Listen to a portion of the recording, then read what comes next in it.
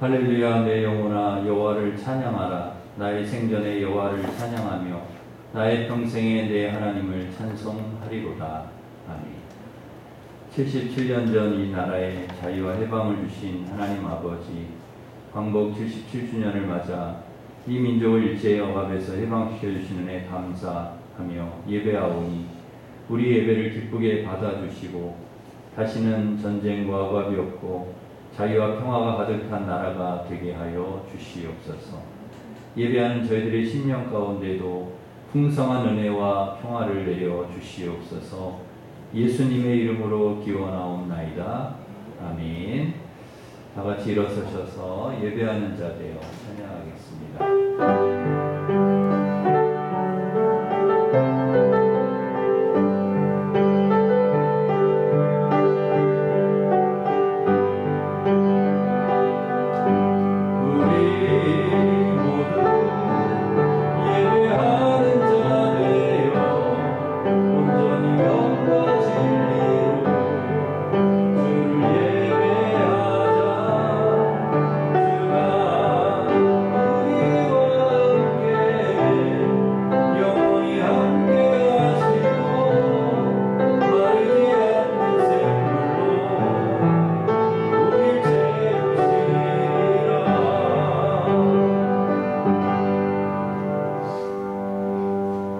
고백의 기도를 함께 드리겠습니다.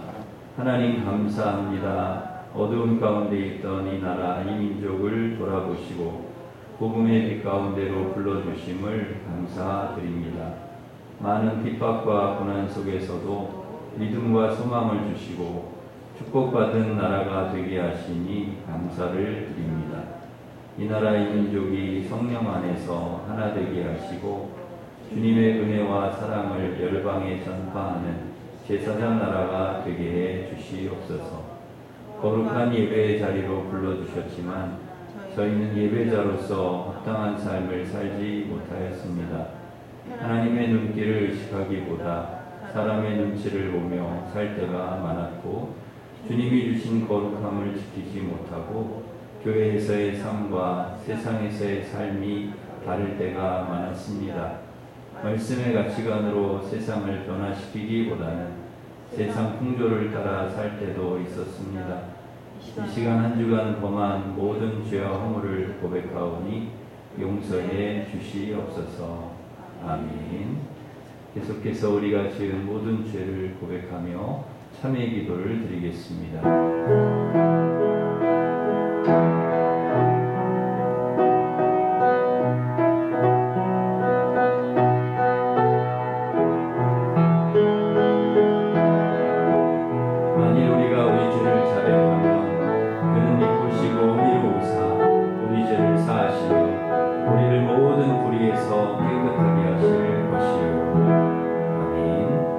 사도신경으로 우리의 신앙을 고백하겠습니다.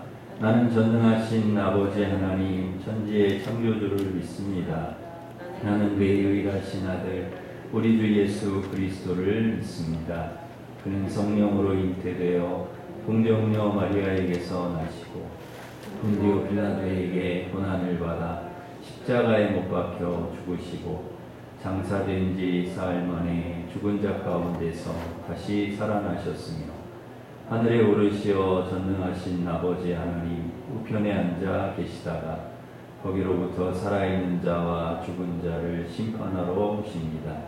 나는 성령을 믿으며 거룩한 공교회와 성도의 교제와 죄를 용서받는 것과 몸의 부활과 영생을 믿습니다.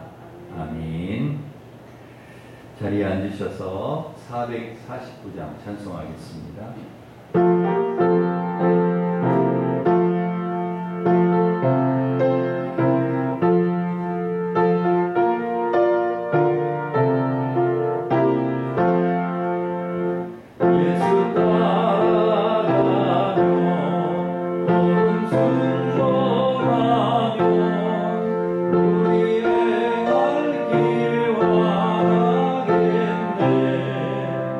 주의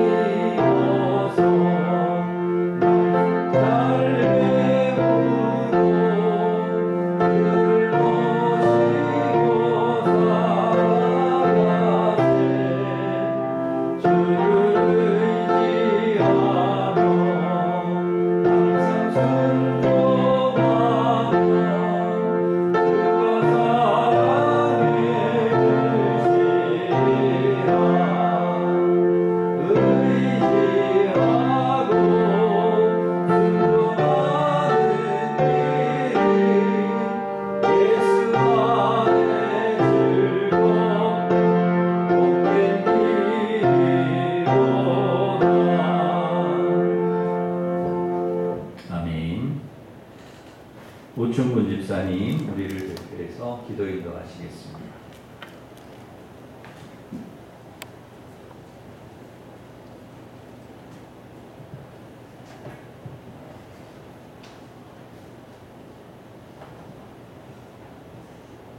참 좋으신 하나님, 주님의 한없는 사랑과 은혜를 찬양합니다.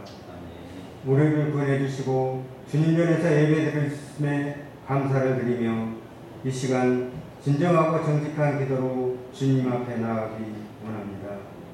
주님의 말씀을 따라 살아가기를 다짐했지만 말씀을 저버리고 살 때가 많았음을 고백합니다. 용서해 주시고 예수님의 보혈로 담을 허물어 주셔서 관계를 회복시켜 주시옵소서. 주님, 코로나 바이러스 변이가 재확산되고 있습니다. 감염되지 않게 지켜주시고 속히 소멸되어서 예배와 일상이 회복되게 하여 주옵소서. 폭우와 더위 가운데 우리 성도님들 안전하게 지켜주시고 수해로 고통받는 국민들을 긍휼히 여겨주셔서 속히 피해 복구가 이루어지게 해 주시옵소서. 새 정부에 세워주신 유증자들을 깨닫게 해 주셔서 소통과 협치가 잘 되어 정치와 경제가 안정되게 하여 주옵소서. 교회를 위해 기도합니다. 단위에 세워주신 담임 목사님 가정에 건강 평안 주시고 강건케 하여 주셔서 사역하는데 어려움이 없게 하여 주시고 선포되는 말씀에 은혜받아 승리하는 삶을 누리게 하여 주옵소서. 부목사님과 교육자분께도 동일한 은혜와 복을 더하여 주셔서 사명 잘 감당할 수 있게 하여 주옵소서. 피택 대신 직분자 모든 분께도 지혜와 능력을 더하여 주셔서 구원을 보일 수 있게 하여 주시고 하나님께 쓰임받는 제목이 되게 하여 주옵소서. 여름 성경학교 수련회 각 부서가 주님 은혜 가운데 잘 마칠 수 있음에 감사드리며 청년부 수련회가 진행되어 있습니다. 많은 청년들이 수련회에 참여하여 수련회를 통해 풍성한 열매, 기쁨과 치유의 은혜가 될 수 있게 하여 주옵소서. 무더운 날씨에 고통받는 하루가 많습니다. 힘들고 고통받는 하루를 치료해 주시고 일신의 가정마다 건강 평안 주시옵소서. 늘 범사에 감사하는 주님의 말씀을 기억하고 기뻐하는 삶을 살아가는 성도 되기를 원하오며 존귀하신 예수님 이름으로 기도드립니다. 아멘.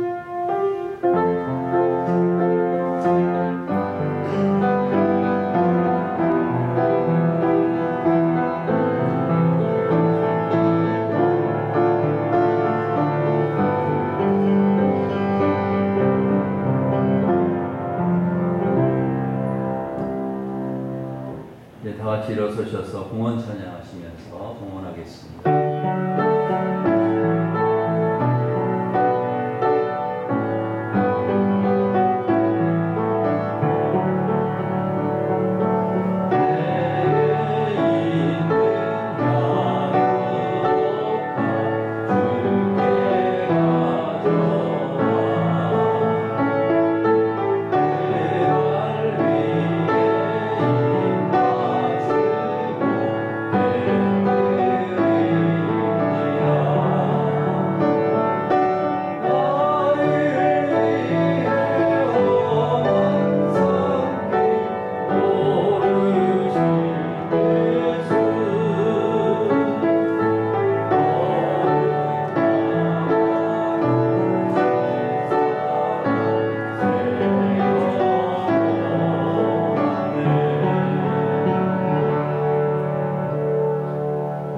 하나님 아버지, 일제 억압에서 해방되어 광복 77주년을 맞는 오늘 이 나라에 자유와 평화를 주신 은혜에 감사를 드립니다. 아픔이 되풀이되지 않도록 도와주시고 평화와 또 통일이 속히 이루어질 수 있도록 은혜를 베풀어 주시옵소서. 이 시간 우리 민족에 베풀어 주신 은혜 감사하며 11조 감사 선교 장학건축 1,000번째 주일원금을 드리오니 기쁘게 받아주시고 믿음으로 드린 성도들 또 자녀들 건강과 평안과 형통의 복을 내려 주시옵소서. 코로나 질병으로부터 우리를 건져주시고 자녀들 진학, 취업, 결혼, 임신, 출산의 길이 순탄하게 열리도록 은혜를 더하여 주시옵소서. 수험생, 취업생, 군복무와 해외에 있는 성도들 지켜주시고 늘 선하게 인도하여 주시옵소서. 무더위와 장마, 코로나, 휴가 중에도 우리 성도들 건강 지켜주시고 투병 중인 환우의 병도 치료하여 주시옵소서. 오늘도 주시는 말씀을 통하여 삶의 방향을 잘 잡게 하시고 믿음으로 걸어갈 때 풍성한 은혜와 복을 내려 주시옵소서. 예수님의 이름으로 감사하며 기도하옵나이다. 아멘. 교회 소식을 전해드리겠습니다. 주보를 참고하시기 바랍니다. 오늘 오후 예배, 찬양 예배 특성 21구역, 다음 주는 16구역, 22구역입니다. 금요일은 기도하는 날입니다. 우리 금요 기도회가 시온 찬양대 주관으로 금요일 저녁 8시 30분에 있습니다. 오셔서 같이 기도해 주시기 바랍니다. 교육위원회 원래로는 모이겠습니다. 오늘부터 오후 찬양 예배 시간을 2시로 그렇게 변경을 합니다. 청년부 수련회가 오늘부터 내일까지 교회에서 있습니다. 사랑과 관심으로 기도해 주시기 바랍니다. 피택자 교육이 오후 예배 후에 있겠습니다. 12구역의 박경일 집사, 차유진 집사, 하나님 은혜 감사해서 오늘 중식의 수박을 제공해 주셨습니다. 감사를 드립니다. 우리 옆에 있는 분과 서로 인사하겠습니다. 반갑습니다. 오늘도 은혜 받으시기 바랍니다. 축복하겠습니다.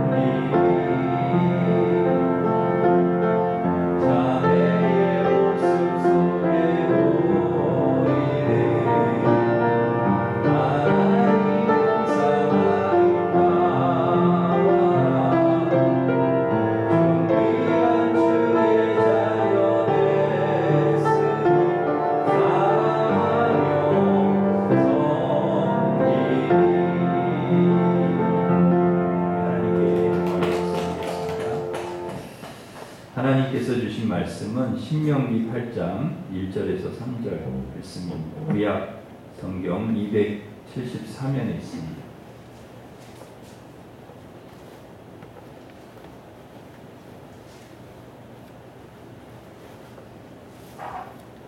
신명기 8장 1절부터 3절 말씀 봉독해 드리겠습니다.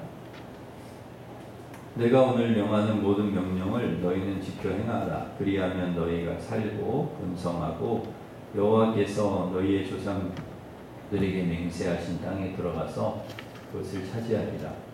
내 하나님 여호와께서 이 40년 동안에 내게 광야길을 걷게 하신 것을 기억하라. 이는 너를 낮추시며 너를 시험하사 내 마음이 어떠한지 그 명령을 지키는지 지키지 않는지 알려 하심이라. 아멘. 사람은 누구나 성공하고 싶고 또 성공하기를 원합니다. 우리가 생각하는 성공이 무엇입니까? 무엇이 인생에서 성공하는 것일까? 어떤 사람을 성공한 사람이라고 우리가 인정을 하고 성공의 모델로 삼으십니까? 물론 믿음 생활을 하지 않는 사람들이 생각하는 성공의 기준과 하나님을 믿는 우리가 생각하는 성공의 기준은 좀 다를 것입니다. 세상 사람들이 말하는 성공은 철저히 세상적인 가치를 가지고 말하는 성공이죠. 성공의 기준이 어떤 소유나 그런 것에 있는 것인데, 예를 들면 돈을 많이 벌었다든지 공부를 많이 해서 높은 지위에 올라가면 성공했다 이야기를 합니다. 그런데 그리스도인들이 말하는 성공은 좀 다르죠. 성공의 기준이 세상적인 소유, 돈이나 지식이나 지위나 권력에 있지 않습니다. 그러면 하나님께서 말씀하시는 성공은 무엇일까요? 저는 목회를 하면서 어떤 목회자가 성공한 목회자인가를 생각해 보았습니다. 도대체 성공한 목회가 무엇인가? 교회를 부흥시켜서 큰 교회를 건축하는 것이 성공한 목회인가? 그렇다면 교회가 클수록 성공한 목회자이고 개척교회 또 작은 교회, 시골교회 목회자는 실패한 목회자인가? 그렇지 않다는 것이죠. 정말 우리가 어떤 목회자를 존경하는가? 한 영혼을 위해서 기도하고 씨름하고 그런 목회자를 우리가 존경하고 있는가? 여러분은 어떠신지 모르겠습니다. 단순히 교회의 크기나 성도의 수로만 성공이나 존경 여부를 말하는 것은 잘못된 생각이겠죠. 그러면 우리가 무엇을 기준으로 성공에 대해서 말할 수 있을까? 무엇이 성공한 목회일까? 예수님처럼 목회하는 것이 성공한 목회인가? 세상적인 가치 기준으로 보면 예수님은 성공과는 거리가 먼 삶을 사셨죠.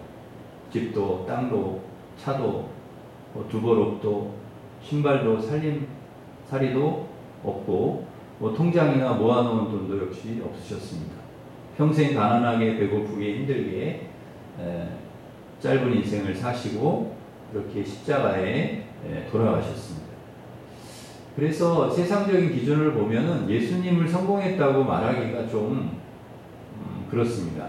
어떻게 보면 실패한 인생, 불행한 인생 같죠.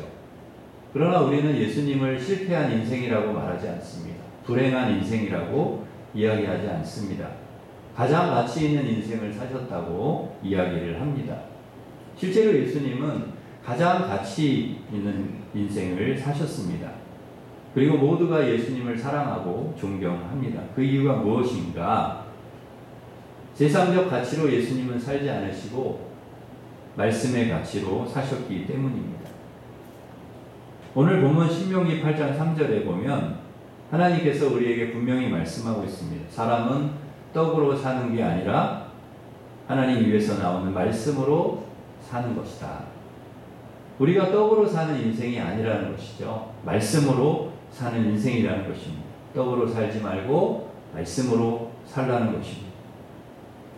그럼 먹지 말고 굶으면서 돈도 벌지 말고 그냥 말씀 읽으면서 살라는 말씀이냐? 그렇지는 않습니다. 우리의 가치를 어디에 두고 사는가? 그 얘기를 하시는 것이죠.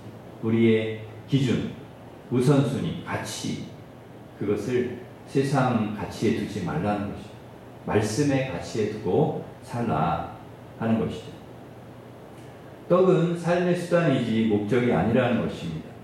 떡이 필요 없는 것이 아니죠. 너무나 반드시 필요하고 떡이 없으면 우리는 살 수가 없습니다. 먹어야 하고 돈이 있어야 하고 삶에 너무나도 중요한 수단입니다. 그런데 먹고 사는 데 필요한 수단에 너무 많은 가치를 부여하고 그것을 인생의 목적으로 삼으면 안 된다는 것입니다. 떡은 그냥 떡일 뿐이고 그것이 우리의 삶의 목적이 될 수는 없다는 것이죠. 사람은 누구나 욕심이 있습니다. 갖고 싶고 먹고 싶고 소유하고 싶은 욕심이 있습니다. 그래서 우리가 말씀의 가치를 두고 살지 않으면 우리는 욕심을 따라 살게 되어 있고 세상적 가치를 따라 떡을 위해 살게 되어 있다는 것이죠. 그것을 따라가면 안 된다고 그것을 가르치기 위해서 하나님은 이스라엘 백성들을 40년 동안 광야로 내모셨습니다. 이왕에 하나님께서 가나안 땅을 주시려면 좀 빨리 주시지, 편하게 좀 가서 얻을 수 있게 해주시지, 고생 해가지고 40년 동안을 배고프고 힘들고 광야에서 정말 어렵게 그렇게 하신 이유가 뭘까? 신명기 8장 2절에 보면 그 이유가 나오는데요. 우리 신명기 8장 2절 말씀 우리 한 번 더 같이 읽겠습니다. 시작. 내 하나님 여호와께서 이 40년 동안 이는 너를 낮추시며 너를 시험하사 내 마음이 어떠한지 그 명령을 지키는지 지키지 않는지 알려 하심이라. 아멘. 이 낮추시려고 우리의 마음을 낮추시려고 그랬다는 것입니다. 광야의 시간, 우리에게도 광야의 시간이 때로는 있지 않습니까? 몸이 아픈다든지 또 갑자기 가난이 온다든지 어려움이 온다든지 어떤 문제가 생긴다든지 그런 일들이 올 때 광야의 시간을 보낼 때 그건 우리를 낮추시려고 하는 하나님께서 우리를 겸손하게 하시려고 하는 그런 연단의 과정이라는 것이죠.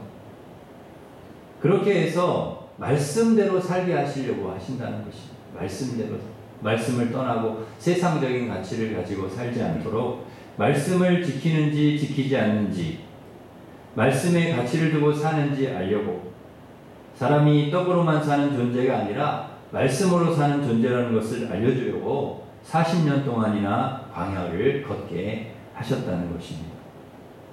그러니까 40년 동안이나 광야길을 걷게 하신 것을 보면 낮추시는데 40년의 시간이 걸린 것이잖아요.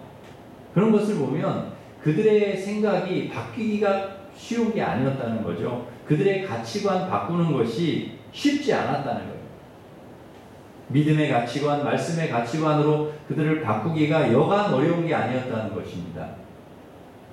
굉장히 교만하고 그리고 자기중심적으로 사는 그런 모습이 그들에게 있었다는 것이죠. 그러니까 조금만 더 빨리 낮아지고 조금만 더 겸손해지고 조금만 더 그들이 생각과 가치관과 그런 것들이 바뀌었다면 고생을 안 했을 텐데 그런데 분명한 것은 이 떡과 소유의 가치를 두면 그것이 많아질수록 사람이 교만해질 수 있습니다. 그리고 자신을 자랑하려고 하고 자꾸 욕심을 부리게 되는 것이죠. 이것이 떡으로 사는 사람들의 특징입니다. 이스라엘 백성들이 지금까지 그렇게 살아온 거죠. 그렇게 거기에 항상 무게중심을 거기에 두고 거기에 마음을 늘 두고 그렇게 살아온 거죠. 떡에 집착하고 소유의 가치를 두고 그런데 소유가 아니라 말씀의 가치를 두면 사람이 겸손해지고 낮아지고 또 하나님을 의지하게 되고 믿음으로 살아가게 되는 것이죠. 인생의 성공이 소유에 있지 않다는 것을 알기 때문에 자랑하지도 않습니다. 그것을 더 가지려고 욕심을 내지도 않습니다. 교만하지도 않다는 것이죠. 왜냐하면 인생의 가치를 떡이나 소유에 두지 않기 때문에. 그래서 소유가 많든 적든 거기에 너무 연연하지 않는 거죠. 그리고 그 소유를 자랑거리로 삼지 않고 선한 일, 가치 있는 일에 사용을 합니다. 이것이 말씀의 가치를 두고 사는 사람들의 특징이라는 것이. 그래서 저 사람이 소유로 사는 사람인가, 떡으로 사는 사람인가, 아니면 말씀으로 사는 사람인가, 만나서 이야기를 해보거나 그 사람의 생각과 삶의 방식을 보면은 알 수가 있습니다. 아, 이분은 떡의 가치를 두고 소유의 무게중심을 두고 사는 분이구나. 아, 이분은 말씀의 무게중심을 두고 사는 분이구나. 금방 아는 거죠. 놀라운 것은 우리가 말씀의 가치로 살아도 여러분 세상적인 그런 세상 사람들이 말하는 부, 권력, 축복, 이거를 우리가 말씀의 가치를 가지고 살아도 하나님이 주신다는 것입니다. 놀라운 것이죠. 먹고 살 수 있도록 만나도 주시고 또 가나안 땅도 주신다는 거예요. 생육하고 번성하게 하신다는 거예요. 떡의 가치로 살아야 떡을 얻을 수 있는 게 아니라는 거예요. 소유의 가치를 두고 살아야 많은 소유를 얻을 수 있는 게 아니라는 거예요. 오히려 말씀의 가치를 두고 하나님께 무게중심을 두고 사는 사람에게 하나님께서 놀라운 은혜와 복을 주신다는 거죠. 그러니까 떡과 만나와 소유의 인생의 목적을 두지 않아도 우리가 말씀의 가치로 살면 만나도 주시고 복도 주시고 은혜도 주시고 한다는 것이죠. 신명기 8장 1절 말씀을 보면 우리 신명기 8장 1절 말씀 우리 한 번 더 같이 읽겠습니다. 시작. 내가 오늘 명하는 모든 명령을 너는 지켜 행하라. 그리하면 너희가 살고 번성하고 여호와께서 너희의 조상들에게 맹세하신 땅에 들어가서 그것을 차지하리라. 아멘. 네. 명령을 지키면, 그죠? 하나님의 말씀대로 살면 어떻게 된다는 것입니까? 그 명령, 하나님 명령의 가치관을 두고 하나님 말씀의 가치관을 두고 하나님 말씀에 순종하며 살아야 되겠다. 나는 하나님 말씀대로 살아야 되겠다. 그렇게 살면 어떻게 된다는 거예요? 너희가 살고 번성하고 약속해 주신 땅을 차지하게 해주겠다. 그러니 말씀대로 살아라. 하나님 말씀의 가치관을 두고 살아라. 그 얘기를 하시는 거죠.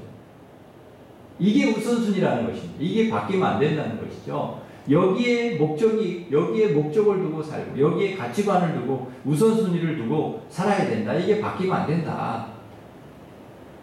예수님도 우리에게 우선순위에 대해서 중요한 말씀을 하셨습니다. 너희는 먼저, 마태복음 6장 33절에 너희는 먼저 그의 나라와 그의 의를 구하라. 그리하면 이 모든 것을 너희에게 더하시리라. 먼저 그의 나라와 그의 의의 가치관을 두어라. 거기에 우선순위를 둬라. 그러면 하나님 나라와 의에 두라. 그러면 이 모든 것이 무엇입니까? 먹을 거, 마실 거, 입을 거. 염려하지 말라고 주님이 말씀하셨잖아요. 그런 걸 다 주시겠다는 거예요. 떡을 주시겠다. 소유도 주시겠다. 너희가 살고 번성하고 땅에 하나님께서 약속해 준 땅을 너희에게 차지하게 하겠다. 그러기에 우리는요, 삶의 우선순위와 가치를 분명히 해야 됩니다. 지금까지 우리가 어떤 가치로 살아왔든지 이제는 말씀의 가치로 살아야 한다는 것이죠. 예수님 믿고도 하나님의 자녀가 되었음에도 불구하고 여전히 욕심을 따라 살고 세상적 가치를 따라 산다면 우리가 정말 그리스도인이 맞는가? 변화된 것이 맞는가? 새 사람이 맞는가? 우선순위와 가치관이 바뀌지 않는다면 우리는 여전히 광야를 걸어야 되는. 왜냐하면 하나님께서 그 가치관 바꾸시려면 계속 고난을 주셔서 깨닫게 하셔야 되고 어려움을 주셔가지고 깨닫게 해야 되니까 가치관 바꾸려면 끊임없이 우리에게 어떤 시험과 고난과 어려움이 와야 됩니다. 그러기에 우리가 믿음으로 살면 반드시 우리의 가치관이 바뀌어야 됩니다. 우선순위가 바뀌어야 됩니다.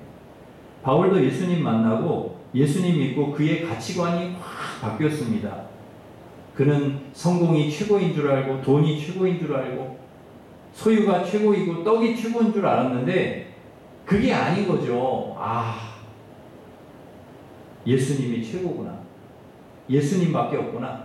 말씀밖에 없구나. 복음밖에 없구나. 그의 가치관이 완전히 바뀐 것입니다. 그래서 모든 것을 배설물처럼 여기고 버리고 예수를 위해, 복음을 위해, 그의 나라와 그의 의를 위해 그의 삶의 목적을 거기에 두고 거기에 가치를 두고 그렇게 그의 인생을 살아가는 거죠. 믿음의 길을 걸어간 것이죠. 내가 최고라고 생각하는 가치가 바뀌어야 돼요. 예수 믿기 전에는 우리의 가치가 다른 것일 수도 있습니다. 그런데 예수님 만나고 그게 아닌 거예요. 그런 것들이 아닌 거예요. 더 가치 있는 것이 있는 거예요. 그래서 평생 예수를 위해, 복음을 위해 말씀에 순종하며 살겠다 결단한 그 가치로 사는 것이죠. 요즘 제가 즐겨보는 드라마가 있는데 그 우영우라고 하는 이상한 변호사 우영우라는 드라마 여러분 보시는지 모르겠습니다. 그 자폐 스펙트럼 장애를 가진 우영우라고 하는 변호사의 이야기를 다룬 드라마인데요. 굉장히 인기가 있습니다. 요새 아주 우영우 신드롬이 일으킬 정도로 아주 재미있는데요. 드라마 내용 중에 이 우영우 변호사가 변호를 잘 해가지고 승소합니다. 그랬더니 의뢰인이 고마워가지고 의뢰인이 찾아와서 고맙다고 성공하고 부자가 되라고 그 고마움의 표시로 해바라기 그림, 큰 해바라기 그림을 벽에 딱 걸어주고 그리고 갑니다. 근데 이 우영우 변호사가 그 그림을 딱 보다가 그걸 딱 뗍니다. 그 벽에 걸어놓은 그 그림을 딱 떼내고 성공과 승리를 위해서만 변호하지 말고 진실을 밝히는 변호를 해달라 하는 그 피고인이 보낸 편지를 그곳에 딱 붙입니다. 성공과 승리를 위해서 변호하지 않겠다. 그러니까 변호의 목적을 잃어버리지 않겠다는 것이죠. 초심을 잃어버리지 않는, 나는 진실을 밝히기 위해서 성공과 승리에 내가 막 성공하고 승리하고 부를 누리고 거기에 가치를 두지 않고 진실에 가치를 두고 진실을 밝히고 사회를 의롭게 하는 일에 가치를 두고 나는 변호를 하겠다. 그 초심을 잃지 않겠다는 거죠. 그런 모습을 보면서 감동을 받는 거예요. 와, 참 그래 우리가 저렇게 살아야 되는데 그런데 가치를 두고 살아야 됩니다. 삭개오는 평생 세상적 가치를 위해서 살았습니다. 자신의 권력으로 백성들에게 세금을 갈취해서 돈을 모았죠. 돈과 권력이 최고라고 생각했어요. 그런데 예수님 만나고 그의 생각과 가치관이 완전히 바뀌었어요. 그래서 최고라고 생각했던 그 돈을 나누는 것입니다. 소유의 절반을 가난한 자들에게 주고 속여 빼앗고 사기쳤던 것을 4배나 갚겠다. 나누는 거죠. 어떻게 그것이 가능할까요? 그의 가치관이 바뀌었기 때문에. 예수님 만나고 소유의 가치에서 나눔의 가치로, 세상적 가치에서 하나님의 말씀의 가치로 그의 가치관이 바뀌었다는 거죠. 가치관이 바뀌면 가능하다는 거예요. 누가복음 12장 16절 이하에 보면 어리석은 부자 이야기가 나오는데 예수님이 비유로 하신 말씀인데 한 부자가 있는데 그의 농사가 너무 잘 돼가지고 밭에 막 소출을 엄청나게 많이 얻게 되었어요. 소출이 너무 많으니까 곡식을 쌓을 곳이 없는 거예요. 그래서 이 부자가 그 곡식을 쌓아둘 곳이 없어서 생각을 합니다. 곡간을 헐고 더 크게 지어서 거기에 잔뜩 쌓아둬야 되겠다. 이렇게 많이, 그리고 그걸 허물고 이렇게 쌓아두었어요. 그리고는 이렇게 많이 쌓아두었으니 여러 해를 평안히 먹고 쉬고 마시고 즐겁게 살아야지. 그런데 하나님께서 뭐라고 말씀하시는가 하면 누가복음 12장 20절 21절에 보면 하나님 이르시되 어리석은 자여 오늘 밤에 내 영혼을 도로 찾으리니 그러면 내 준비한 것이 누구의 것이 되겠느냐 하셨으니 자기를 위하여 재물을 쌓아두고 하나님께 대해 부여하지 못한 자가 이와 같으니라. 여러분, 곡간을 막 크게 짓고 쌓아두고 잘 먹고 잘 살자 했는데 죽었다는 거예요. 하나님께서 그 생명을 취하셨다는 거예요. 그의 잘못된 생각이 가져온 결과 만일 그가 선한 생각과 말씀의 가치관을 가졌다. 그럼 어떻게 되었을까요? 그렇게 갑작스럽게 세상을 떠나는 일은 없었을 것입니다. 하나님 그를 그렇게 데려가겠습니까? 선한 일 더 많이 하고 와라. 좋은 일 더 많이 하고 와라. 그래. 그렇게 했지 않겠어요? 하나님께서 많은 소출을 주셨으니까 먼저 많은 소출을 주신 하나님께도 드리고 이웃과 나누고 남은 것을 곳간에 넣어야 되겠다 생각했다면 그가 죽겠냐는 거예요. 안 죽지. 다윗이 사울을 피해 도망 다닐 때 다윗에게 가난하고 소외된 많은 사람들이 찾아왔는데 장정만 한 600명 되었습니다. 여자 아이들까지 합치면 한 1000명 훨씬 넘는 사람들이 다윗에게 모였으니까 다윗이 이 사람들 다 챙겨야 되잖아요. 먹을 것도 줘야 되고 생활할 수 있도록 이렇게 해줘야 되잖아요. 이 보통 일이 아니잖아요. 나 도망치는데 나 먹고 살기도 힘든데 불쌍한 사람들, 찾아온 사람들, 도망다니는 신세라 뭐 농사를 지을 수도 없고 양을 칠 수도 없고 뭐 그런 형편이 안 되니까, 그렇다고 해서 뭐 하나님을 섬기는 다윗이 누구 걸 뺏어가지고 약탈해가지고 뭐 나눠먹고 할 수도 없잖아요. 그래서 부자를 찾아가서 좀 나눠달라는 거예요. 너 부자니까 좀 나눠달라. 그런데 이 나발이라고 하는 부자가 싫다고 합니다. 딱 싫다. 자기는 날마다 호의호의식하고 날마다 잘 먹고 잘 지내면서 잔치하면서 그렇게 하면서 싫다는 거예요. 다윗과 그 부하들이 나발의 목동과 양들을 지켜주어서 강도나 도적대로부터 여러 날을 안전하게 지낼 수가 있었는데 나발이 그런 은혜를 입었음에도 불구하고 나누지 않는 것입니다. 충분히 나눌 수 있는 소유를 가지고 있으면서도 나누지 않는. 얼마 후에 다윗이 죽이려고 찾아갔는데 아비가일이 어찌됐든 이렇게 막아가지고 못하긴 했지만은 그 소식을 들어요. 다윗이 널 죽이려고 지금 부하들하고 칼을 치고 왔다. 이 말을 듣고 충격을 받아가지고 나발이 죽습니다. 성경에는 하나님이 나발을 치셔서 죽었다 이렇게 나옵니다. 어쨌든지 뭐 심장마비로 죽었든지 하나님 치셔서 죽었든지 죽어요. 그 많은 재산 다 놔두고 죽은 것입니다. 선한 마음을 가지고 말씀의 가치관을 두고 나누었다면 얼마나 좋았을까. 만일 여러분 나발이 나누었다면 다윗이 그냥 있었겠습니까? 왕 될 사람인데 반드시 갚았겠죠. 더 좋은 것으로 갚지 않았겠습니까? 나발을 꼭 다윗은요 은혜를 입은 사람을 잊지 않아요. 꼭 기억했다가 요나단에게 은혜 입은 거 기억했다가 그 아들 절뚝발이 아들 자기 상에서 밥을 같이 먹게 하고 왕궁에서 같이 지낼 수 있도록 그렇게 하지 않습니까? 그 은혜를 반드시 갚는 거예요. 누구에게 은혜를 입었다? 반드시 그에게 갚아. 그러니 나발의 은혜를 입었다 그러면 안 갚겠어요? 반드시 갚지. 장관 자리를 주었을지도 모를 일이죠. 말씀의 가치로 살았다면 나발이 그렇게 죽지는 않았을 것입니다. 사울 왕도 초심을 잃어버리고 떡의 가치를 두고 살았죠. 욕심. 아말렉 하나님께서 다 멸해라. 아말렉 진멸해야 되는데 악한 족속이다 했는데 그 왕 살리고 좋은 것 다 살려서 자기가 뒤에서 챙기려고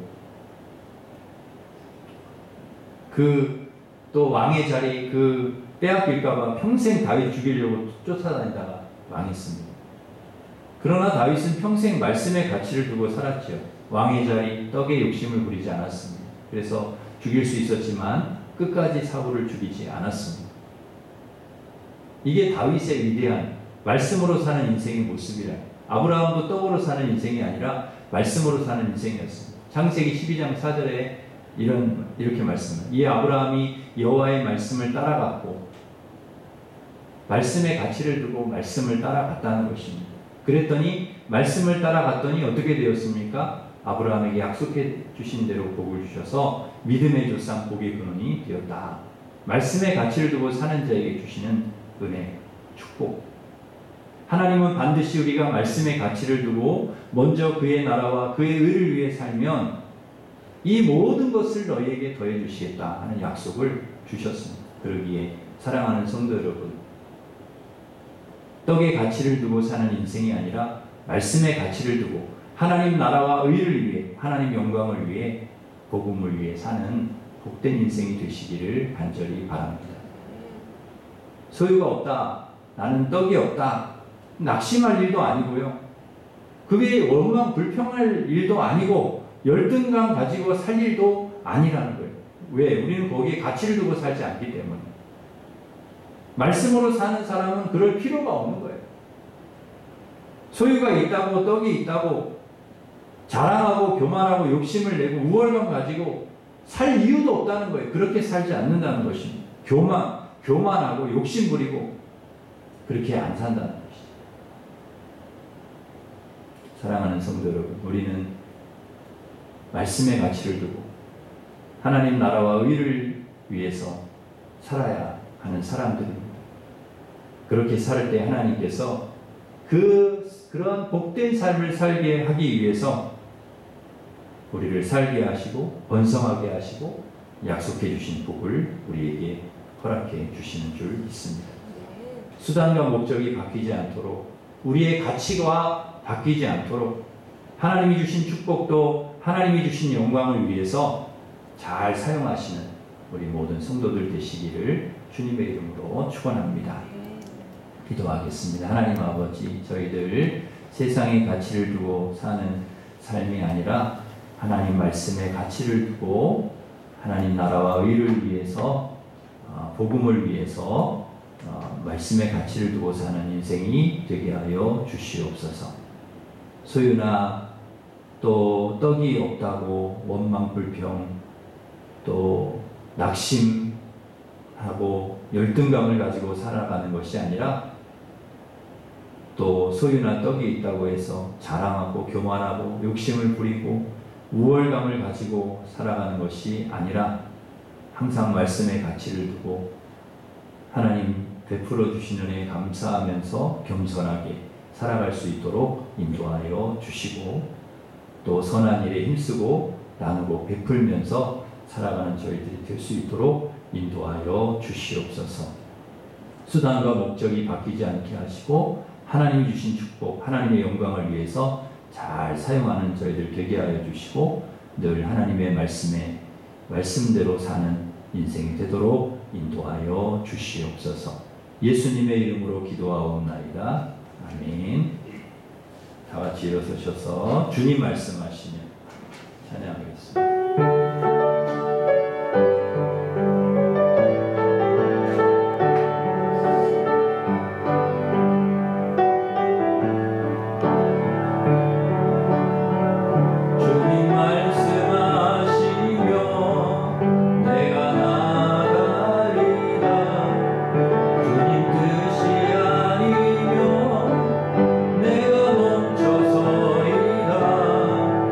나의 가고서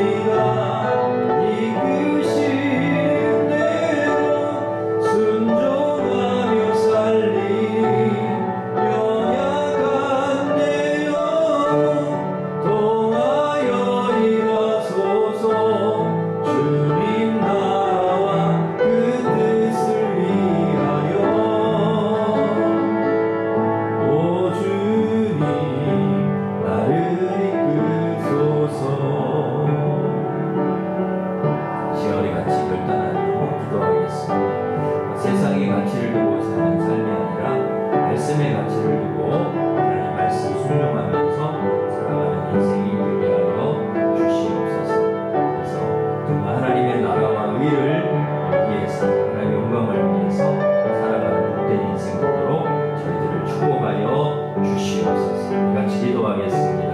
하나님 아버지 감사합니다. 오늘도 하나님께서 귀한 말씀을 저희에게 주셔서 어디에 가치를 두고 살아가야 될지를 아버지 알려주셔서 감사합니다.